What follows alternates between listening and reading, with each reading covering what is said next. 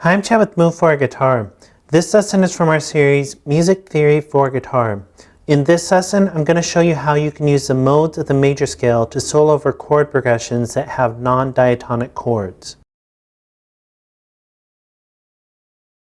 First off, if you like the diagrams for everything in this series, including the diagrams for this lesson, you can download our free e-guide, Music Theory for Guitar. And this e-guide will be something that you can study and use as a reference for years to come. And like I said, it's free, so there's no reason not to just go download it. This is part 5.18 from our series, Music Theory for Guitar.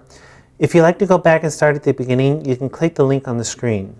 So in the last few lessons, we've been talking about how to use the major scale modes to solo over different chords or chord progressions. We started off by talking about how you can use the modes to solo over static harmony, just one chord being looped, and how you have multiple options when you come across that, or how to solo over chord progressions that are diatonic to one key, like we did with this chord progression, and how that really locks in the sound of a certain key and the modes that you can use. In this lesson, we're going to look at soloing over chord progressions that have non-diatonic chords, and we're going to use some of the chord progressions that we used in the previous section when we were talking about borrowing chords or secondary dominants.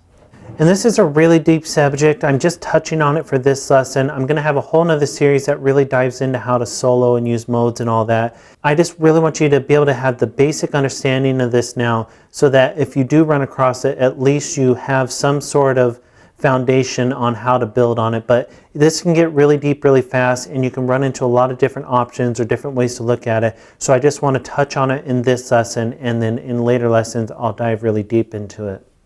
So on your screen right now is a chord progression that we talked about in a previous lesson, and it was a chord progression that borrowed a chord from the parallel minor. So these chords are from the key of C, so the parent major scale is C. This chord was from the key of C minor, so the parent major scale, that should say E flat, is E flat.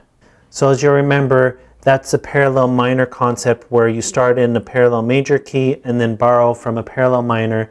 And the parallel minor is the Aeolian mode of that new key, which is the sixth chord.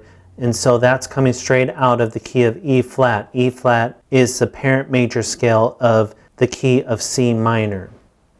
So that means when you're soloing over this chord progression, you're not just going to stay in one key, obviously, like we did in the last lesson. The last lesson we just had a chord progression straight out of the key of C, so all the modes were straight out of the key of C, which meant that all the modes just had the same notes. The intervals just rearranged to the new chord or the new tonal center. But now we're actually going to have to change what key we're soloing in, because the chord right here is coming from a new key in this chord progression. So if we were to solo over this chord progression, you would use the modes from the C major scale over these chords, which would be C Ionian, F Lydian, G Mixolydian, and then just C Ionian again. So those all have the parent major scale of C. But over the A flat, this is borrowed from the key of C minor, which I told you what parent major scale was E flat. So that means when you solo over this chord, you need to switch to using the key of E flat, a mode from the key of E flat. And you would use A flat Lydian, because in the key of E flat, A flat is the fourth note, which means it's the fourth mode in the key of E flat major. Key of E flat major is E flat, F, G, A flat, B flat, C, D. You have the A flat in there, which is where you're getting this chord from the key of C minor, because E flat is the parent major scale. So this is the fourth note, which means it's the fourth chord, which is a major chord, which means that it's Lydian, because that's the fourth mode. So you'd use A flat Lydian, which are just all the notes from the E flat major scale with the tonal center of A flat. So you'd actually have to switch what key you were soloing with when you're soloing over a chord progression that has chords outside of the key. Or if we look at another chord progression that we talked about previously, this one was using a secondary dominant, which this A7 was the dominant of D, which means that it's a 5 of 2 in the key of C, so the rest is just in the key of C. These chords are from the key of C, so the parent major scale is C. This chord, the parent major scale, is D, because A7 comes out of the key of D. It's the 5 chord of D. So that means that when you're soloing over this chord progression, over the 1 chord, the 2 chord, the 5 chord, those are all from the key of C, so you just use modes from the key of C, which is C Ionian, D Dorian, G Mixolydian. But when you're soloing over this A7, you'd have to use a mode from the key of D, because the A7 is coming from the key of D. That's the parent major scale, and it's A Mixolydian, because the D major scale is D, E, F sharp, G, A, B, C. The 5th note of D is A. The 5th chord of any scale is major, and if you turn it into a 7th, it's a dominant 7. So that would be an A7, and that's coming straight out of the key of D. So you're using all the notes from the key of D, but with the tonal center of A. So it's A Mixolydian. So when you're soloing over non-diatonic chord progressions, or chord progressions that have any chords that are outside of the key, there's a lot more to think about. And there's easier ways to think about this. There's either easier techniques that you can use if you use pentatonic scales or arpeggios, which I'll talk about in upcoming lessons.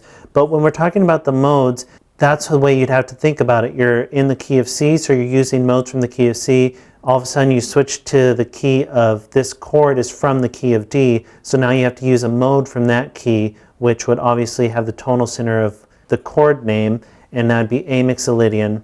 And then you switch back to using modes from the key of C. And like I said, this is a really deep subject. There's a lot more to it, but this is going to give you the basic understanding of how it works, and compared to a diatonic chord progression where all the modes would come out of one key, and then you just have to think how the intervals are different relating to those new chords, each of those chords.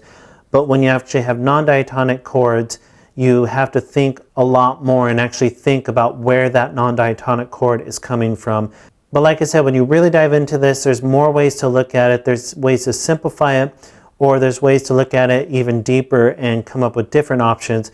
But for now, this is at least a basic understanding of it, and if you come across it, you can at least have the foundation and the start of understanding how you can handle this. But like I said, there are ways to simplify it, which I'll talk about in other lessons. So that's major scale mode options for soloing over non-diatonic chord progressions. Go ahead and move on to the next lesson, where we're going to talk about something called modal chord progressions, which are a little different, and we'll dive into that in the next lesson. It'll be really useful to you. And be sure to download the e-guide. All the diagrams are in there, and be sure to subscribe, because we had at least one new lesson every day.